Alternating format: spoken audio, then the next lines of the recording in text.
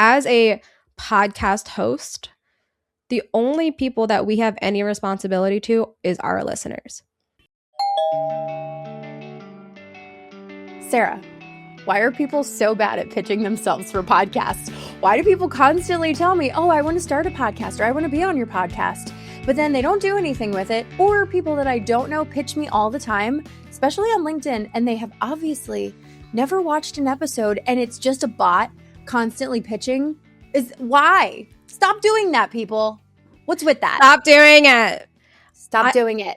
Honestly, I think the short answer, so I mean, this has been an issue for years. This has been an issue since as long as I've been in podcasting, and it is what originally almost got me into podcasting, was just trying to make the guesting side better. But I think a lot of it is just getting worse and worse because of AI. And like all of these pitches that I get and that you get, it's so obviously written by AI. It has nothing to do with the show that they're pitching to. It's just like highlighting and applauding the guest. And it's been like that forever. But the problem is that it's working ish, I guess, because Throw like enough crap against the wall, something will stick, I guess. I guess because like, I mean, it's a business model that a lot of people have been using for years and like it's been working, but it doesn't really work well and it annoys the hosts and it's terrible. It needs to be changed. You got to do better.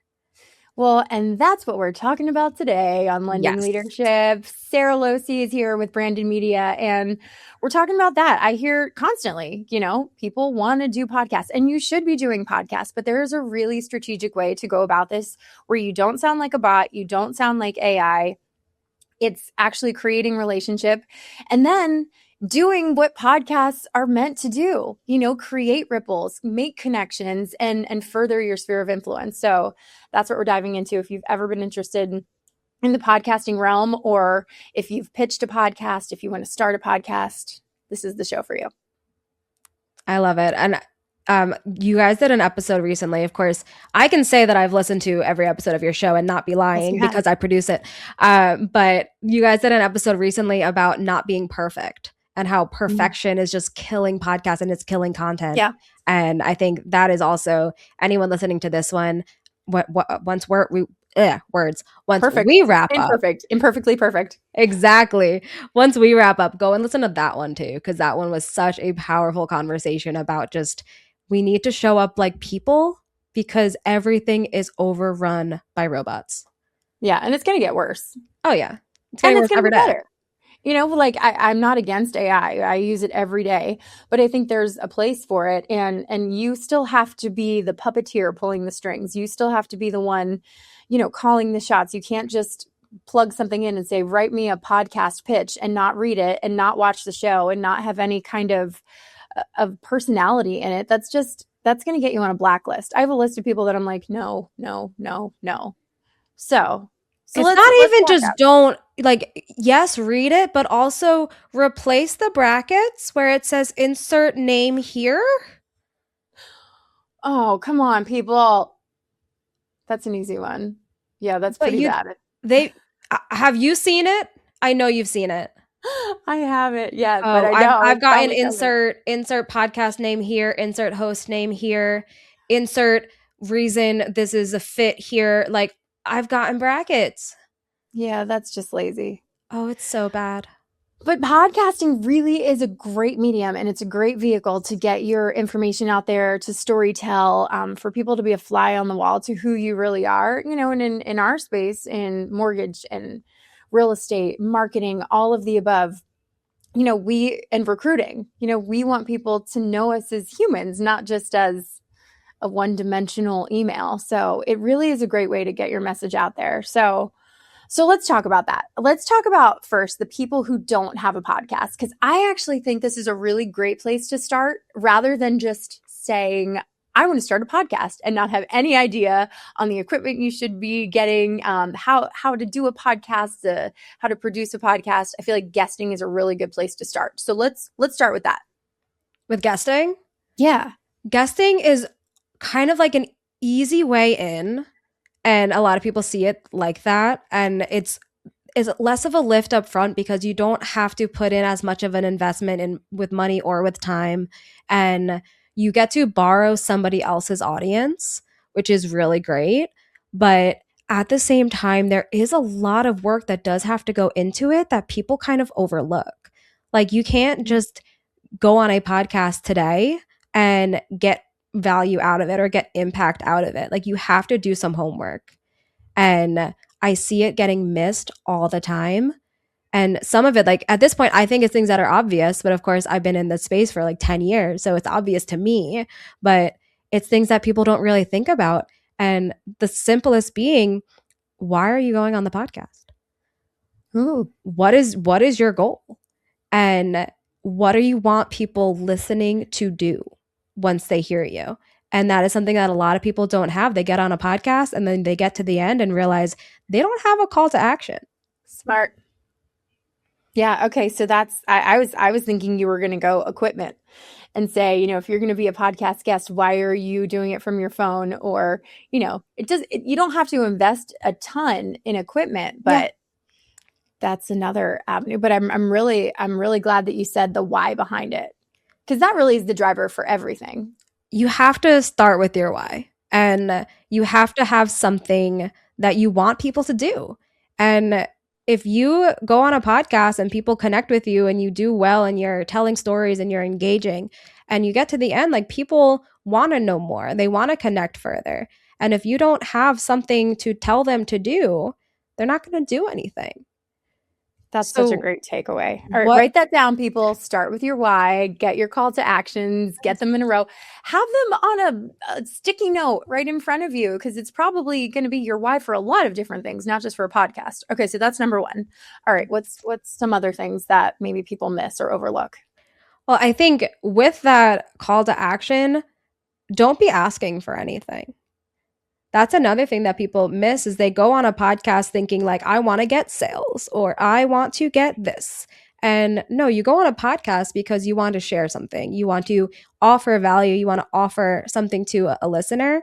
So when you're thinking about that call to action, have it be something that is giving to the audience, not taking. So, like, I can go on a podcast to promote my book, but that doesn't mean my call to action is buy my book. I have a free downloadable version of the writing exercises in it that you can just go get for free. You don't have to give me anything but your email address. Have some kind of PDF downloadable guide that's helpful about what you're talking about. Offer access to a free newsletter. Offer a free phone call. Whatever it is, just be offering something instead of asking for something, because it takes so many touch points to get someone to actually make a buying decision. So if you go in right off the gate with like, okay, now go buy this, you've only had one touch point. And it's not even a direct touch point, it's indirect. It's them listening to you talk to somebody else. So they're not Yeah. going to do it. But if you give them a way to create more touch points, you get them into your mailing list, you connect with them on social, all of these different things, that's going to open the door for more and more touch points, and that's going to lead them closer and closer to a purchase decision. So in other words, you want some lead magnets in there. You That want is some the lead magnets. law of reciprocity, which I love that just at my core. In sales, sometimes we forget, and all sales are different, but I'm talking to my mortgage loan officer friends and realtors out there. We're in the service business. So serve, give stuff away. Just give it away. Always lead with value. Yeah. And I mean, jumping back to what we were talking about at the beginning is what people get wrong when they're trying to get on a podcast is they're leading with information about themselves and they're not leading with value. I don't care who you are if you want to be on my show. I care what you're going to bring to my listeners. So if you're pitching just here's my resume, here's my bio, here's everything great about me, I don't care. Yeah. I want to know what you're going to bring to my audience. I want to know what value you're going to offer. I want to know what they're going to get out of it, because without your audience, you don't have a show. That is such a simple, huge takeaway for people. And honestly, of all of the pitches that I've gotten, I can say maybe one scratched the surface and sort of did that. Every other pitch did exactly what you say not to do. I see it every day. It's just, hey, this person has done this and this and this. They should be a guest on your show. Let me know. It's like, okay, Yeah. well, I'm not going to even bother emailing you back because I have too much to do. I'm not going to respond to an email that did not take the time to learn about my show and what I'm looking for. Which actually also goes hand in hand with prospecting, because it's the same kind of outreach. You know, we're constantly talking about ourselves, when if we just shine a little bit of light on somebody else and the great things that they're doing and give them praise, that goes a lot further than here's what I do, here's what I bring to the table, here's all about me. So, well, that's a full circle moment right there. Love a full circle moment. Me too. Me too. Okay, so what other things are there? Some other things that maybe people are missing? Some big ones that they wouldn't necessarily think about when pitching? Well, I mean, you touched on this before. You were surprised I didn't say it, but yes, please buy a microphone. Yeah. Buy a microphone. If you show up without a microphone, I find it disrespectful to the show. Don't use your computer audio. Don't use your cell phone. I've seen people show up to a podcast interview from the waiting room of a Jiffy Lube. Memorable? Maybe not in the best way. Easy to understand? Absolutely not. No. Don't do that. Don't do like that. simple podcast guest etiquette. Have a microphone, have a quiet place to record, wear headphones. Like the simple things that people just aren't doing before they go on a show. And then when the episode comes out, they're not doing anything then. A lot of podcast guesting, that's why people are like, it's easy. You just have to go and show up. There's so much more that goes into it because you can't just rely on the audience of the host. If your episode comes out, are you sharing it? Are you turning it into a blog and adding it to your website? Are you emailing it out to your mailing list? Are you turning it into reels for social media? Are you turning it into infographics and like carousel posts and all these other social media assets that are going to help you reach more people? Or are you just, I showed up, I did the thing, I'm done now. Check the box. My job is done. And now I'm never going to talk to that host again. Yeah. It's so transactional, and like podcasts are not about numbers. It's not a numbers game. It's not about having the highest number of downloads. It's about the doors that you can open. And one of those doors is connections. It's relationships. You want to have a relationship with the host. You want to have a relationship with the listeners. You want to have a relationship with all of these different people that can be interacting with your conversation. And if you continue the relationship with the host that you guested with, they're going to share your episode more. They're going to invite you back. They're going to recommend you to their friends who also have podcasts. Everything about podcasting is compounding if you're actually doing it right and putting the effort in. And that's the key, and putting the effort in. And some of that, sure, that's on the host to make sure that sometimes people don't know and to ask for those things. But and I need to be better at all of this, but you know, to ask people, hey, please make sure you share. Please leave a 5-star review. Please, you know, we have a couple of reels that come out. Make sure that you collab with us or share. I love the idea of the blog post because obviously SEO, AEO, all the EOs, you know, that are out there to help actually connect people to see your stuff and see your content. But again, another full circle moment, which I love that you touched on this because I feel like our world right now, we are so driven by how many views, how many downloads, what's the number? If you have 1,000 downloads, but you didn't have any actual connections that maybe led to sales, then who cares? If you have 20 views, downloads, wherever you're posting this, and you actually get some comments or you get some connections and sales, that's a much bigger win than the 1,000, 1,500. I love this conversation. I have this conversation a lot. The mainstream podcasts are the famous ones, the Joe Rogans. And they're born on third base because those aren't like a podcast that was started by someone who's just like, I want to have a podcast. That was started by a celebrity. They already have a built-in audience. They have name recognition. They have all the things. But those are the ones that we see. So we start to judge success based on their metrics. So we start to think of a podcast as like, this is our Eras tour. and we are speaking to a stadium. The average number of downloads in the first 7 days of a podcast for 50% of podcasts is 27. Wow. So the median podcast is getting 27 downloads on an episode the first 7 days it releases. If those 27 people are in the stands in a stadium and you're talking to them, that feels like crickets. Like that is an empty stadium. Yeah. But you're not on a stadium tour. You have to just reframe the way we're looking at it. And what if those 27 people were in your living room? Suddenly, that is standing room only. There is a line to get into the bathroom. People are tripping over each other, and you have already run out of appetizers. Like, it is a completely different conversation. And what if those 27 people are your ideal client, are your ideal partner, are your ideal referral? Yeah.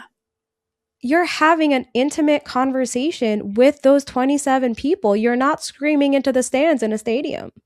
Yeah, that's such a good takeaway. That's such a good takeaway. We think that with not just podcasting too, with posting on social, if you're going to do a video or, any kind of content that we're creating, we judge it by that. But you're right. What's your barometer for success? Change your perspective. I really like that. It's all about perspective. And I think we get so stuck on these vanity metrics that we forget the goals. We forget why we're doing it. We forget what is actually going to impact our business. And this is perfect time because I was just right before we got on this, I was finishing up a presentation that I'm giving at a conference next week. And it's all about the 5 doors that a podcast can open for your business. And none of them have anything to do with download numbers. I know what they are. Tell me. Is it a big secret? I want to know. Give me at least 2 doors. Oh no, I'll give you all 5. Are you kidding me? Give me all 5. Yes. Come on. You are Rachel. You get all 5. I love it. I'm trying to guess what they would be. Oh, okay. What do you think they would be? It's ways that a podcast is going to impact your brand. Well, definitely in referrals. Okay. Maybe. Referrals. No. I am literally pulling it up just so that I get them right. Yeah, I would think relationships, referrals, for someone, and maybe not referral framed in that way, but like, a recommendation like, hey, check out this podcast, or hey, you should know Rachel, or you should check out HMA Mortgage, or, a connection in some sort. Relationships is the second one on my list. Second one. Okay. What's number 1? They're in no particular order. Oh, okay. Okay. But you got one of 5 is relationships. And relationships, like you said, those are referral partners. Those are just growing your network. Like the amount of connections that I have made just from being on a podcast, whether that's connections from with the host, connections from people that listen to their show that reached out to me, that listen to my show and reach out to me. Relationships are what we're going for. And we're in this AI era, and AI can create content for you. It cannot create connections. It cannot create conversations. Yeah. It cannot create anything except for just the content itself. So you need to be the one that's making those connections and building those relationships. So relationships is definitely an important one on the list. The number 1 is authority. Yeah. Authority is so important. And the way that I look at this one is that the way that people are searching for things is different now because of AI. Like AI is having so many impacts that we haven't even really thought about necessarily. But one of them is the way we search, because AI does not search the way a human does. Like a human is going to say, how can I grow my business? AI is going to say, who is the most qualified resource to speak on this? Oh, interesting. And they're going to connect you to a person who can answer the question. So you need to be answering the questions.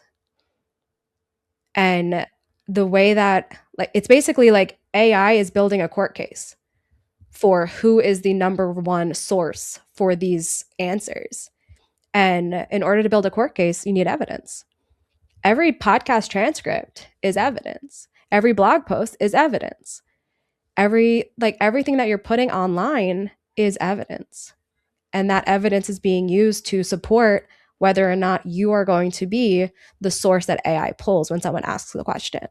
I really love how you framed that, because one thing that I'm constantly saying is, this is your soapbox to establish thought leadership. But the way that you framed that in terms of creating the court case, that creates such a different visual, and also kind of not changes the why, but changes the way that you're going to go about putting the deliverables out there, to get to that end goal. That's pretty cool.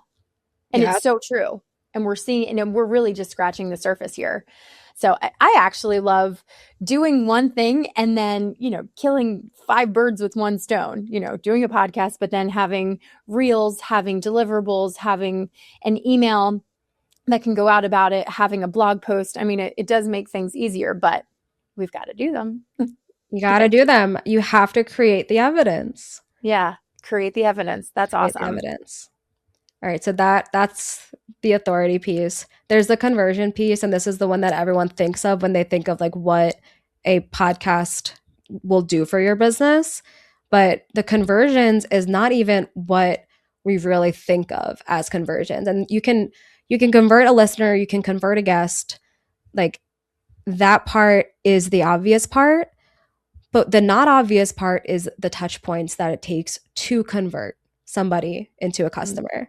Like I have a degree in advertising. I have a degree in psychology. And what I was taught was that there is the magic number of 7. Mm-hmm. So it is 7 touch points to get somebody to make a purchase decision. Yeah. That number has changed. Yeah. Since I graduated college. And now it's a completely different number. It's 6 to 8, which sounds like the same number, except that is not to make a purchase decision. That is to book the meeting. It takes 6 to 8 touch points, direct touch points, to even consider a sales conversation. And I'd be curious to know what the average number of outreaches are that people are making. I would venture to say it's probably 4. And we're stopping. Yeah.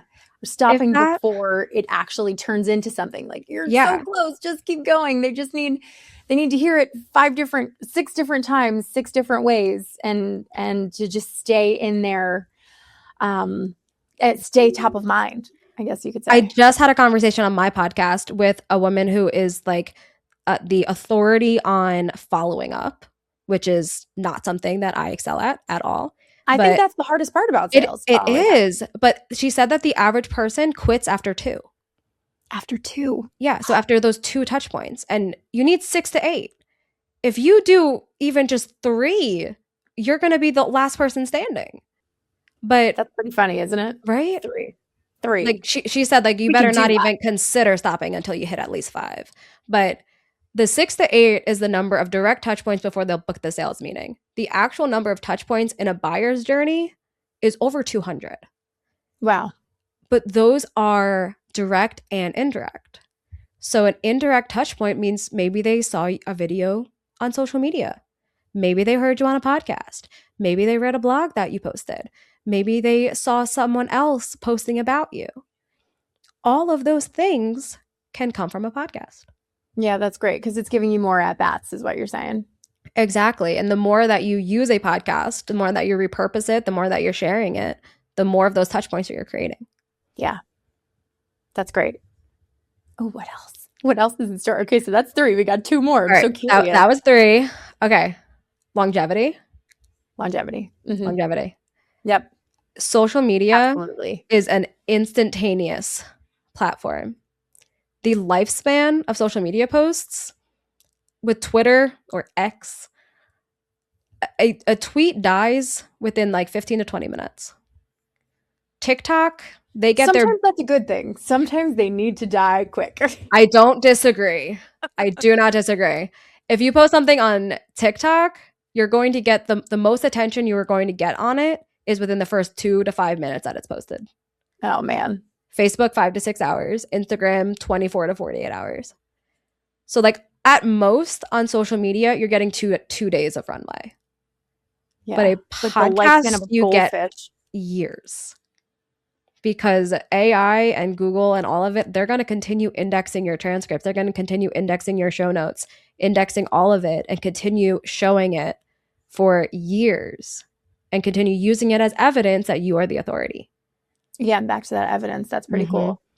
Yeah, I guess that makes sense too, because and also it's less creepy. You know, if you think about this, if you're looking somebody up and, you know, new friend connection, whatever, and you go back and you start scrolling back in the vault, it's really weird if you're back 6 months or even 3 months and you start liking and commenting, people are like, wow, they had to really dig deep. They are stalking me right now, but it's Oh, much that's different like the for worst podcasts. nightmare.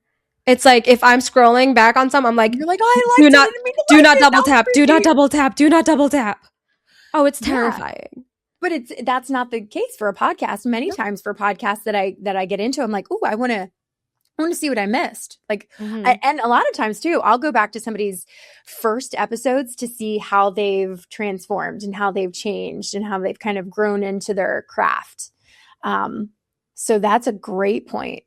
Okay, last one, lay it on me. I can't even guess. I'm trying to guess, but So this is great. Yeah. this one What is it? sounds a little bit like what we're saying it's not, like the download numbers. This one is Okay. reach. Reach. Okay. So it's not about how many people you reach, it's about reaching the right people Yeah. and putting out content that is going to attract the people that you're trying to reach. And what I love about podcasts is that they are so discoverability based. So you don't have to put a ton of like marketing dollars behind promoting a podcast because it's podcast search optimization. Yeah. So if you're putting the right keywords in your show name, in your description, in your episode titles, in your show notes, if you're saying the right words in the transcripts, that's how people are going to discover your show. And that's how you're going to reach people that are looking for what you're talking about. And I have my favorite example of this ever, which is just like the importance of choosing a name that is very clear and who you're trying to talk to. Yeah. And Okay. that AI can help with that. It That's can. something AI can help with. I don't know who helped with this one, but they did not do it well. I had a client, no longer a client. They came to me because they wanted me to help them launch a podcast. Okay. And they already had the name. It was The Physician's Perspective. That's very long and very easily misspelled. What do you think that show is about? The physician's perspective. I would think about people coming to a doctor with different questions and this physician giving their feedback and, you know, their point of view. Not the case. It was about real estate. Oh, okay. Why the physician then? Mm-hmm. No longer. I don't know if it's a podcast still, but yeah. Okay, it's definitely not with that name because even before I stopped working with them, I did change the name. They wanted to speak to physicians about why investing in real estate is a great strategy for doctors. And then also suggested that they put the host in scrubs on the cover art, which that just sounds illegal. That just sounds like that's a doctor then. Yeah. Exactly. Yeah, that's a great point because the name is so important. My very first podcast was Phone a Friend Friday. And this was back 5 years ago. And I was just starting in recruiting and like I wanted that that thought leadership, that authority. You know, I didn't just want to be a recruiter and I wanted people to know that I was a human being and that I had value. So that was the whole idea behind it. But Phone a Friend Friday didn't say anything. It just had cute alliteration, you know, and I would just, okay, what friends? What were we talking about? Yes, it was mortgage based, but it didn't say anything about what it was. So then switched to lending leadership, which I actually really like the name of this podcast. Yeah. And lending is right in it and leadership. Yeah. Those are two really important keywords. But it just shows like why it's important to choose the keywords that you want to get discovered for. Yeah. And making it very obvious to the people you're trying to talk to what your show's about so that they know if they want to find you. So that people want to pitch you, know at least the name, and then can pitch you all wrong from the beginning. From the beginning. That was great perspective on one half of the equation. I know we're kind of getting close to time, but this is just a topic we both could talk about forever. Forever.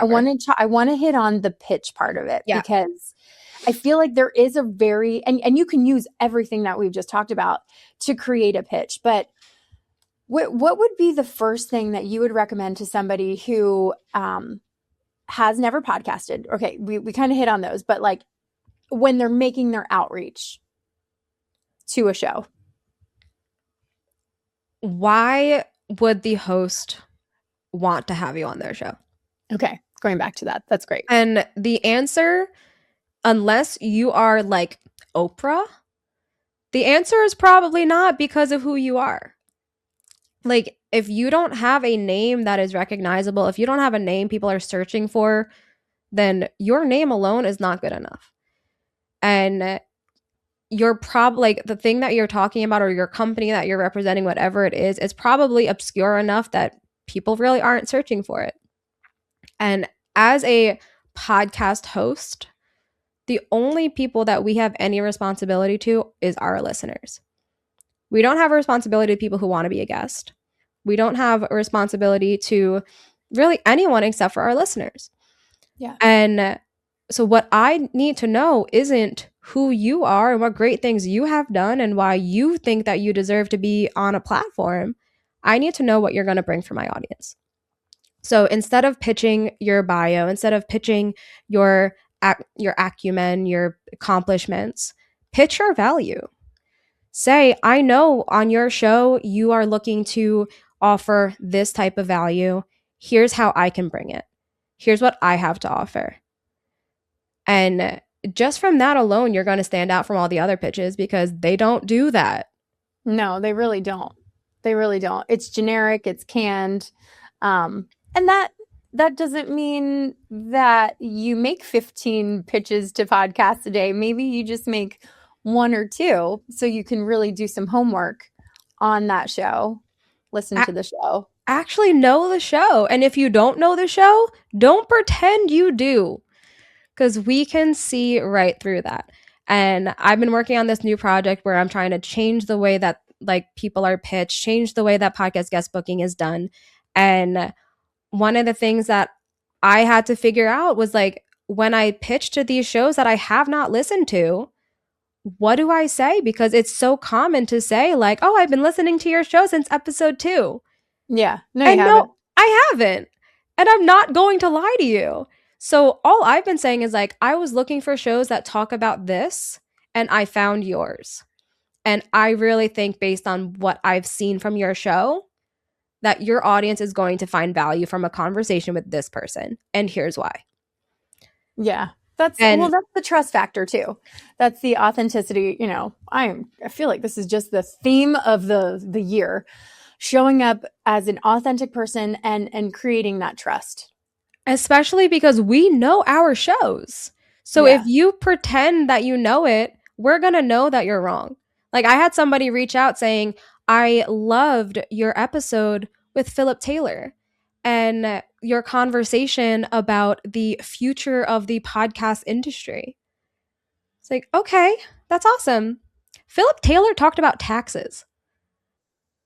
Philip Taylor was on my show as a CPA. He's my CPA. And I brought him on to talk about what like podcasters need to know about taxes. Interesting. I can tell from that first sentence that you are lying to me and you've never listened to my show before. Yeah, that you put it into chat, said, look through this episode, tell me what it's about, write me a pitch. Yeah. Yeah. You're not going to fool the person making the show. We know the show. You're like, you got this close, but you nailed it. He was a guest on the show. Yes. That's all you got right. Yeah. 1 out of 10. It's really not, it's not hard.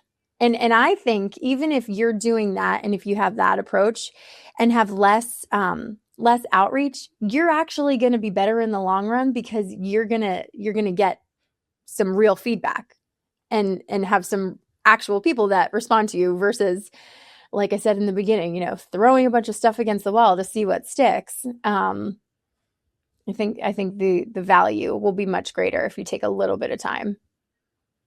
Yeah. And So you mentioned that's a cool perspective. So it's book, you told me earlier, book thinkers. That's yeah, pretty cool. I partnered with Book Thinkers a couple months ago. It's a great idea. They've been doing the podcast guest booking for a while, and they just wanted to make it better. And he heard me ranting about the state of podcast guest booking at a conference, and he's like, "You can fix it and do it for us." So I've been working with them to just change the way that, like, everyone in the industry seems to be doing it the same way, and it's AI generated pitches. It's here's who the person is, here's the book that they wrote, and they have never been a host. So Yeah. I've been a host, I've been a guest, I've been a producer, I've been a strategist, I've been a consultant, I've been basically in every seat of a podcast table. And I'm writing the pitch that I would actually read. And I'm talking to other podcast hosts about what they want. And I've gotten on so many calls about this project with other podcast hosts, and the response from every single one is basically, "You're doing the Lord's work." Because everyone is so tired of it, of all of these just AI generated canned nonsense pitches. So it is now my life's mission to just make it better and start helping other people pitch themselves better or pitching my clients better, whatever it is. Just actually think about the podcast, because for every like one podcast that takes guests, there's 47 people that want to be on a podcast. Yeah.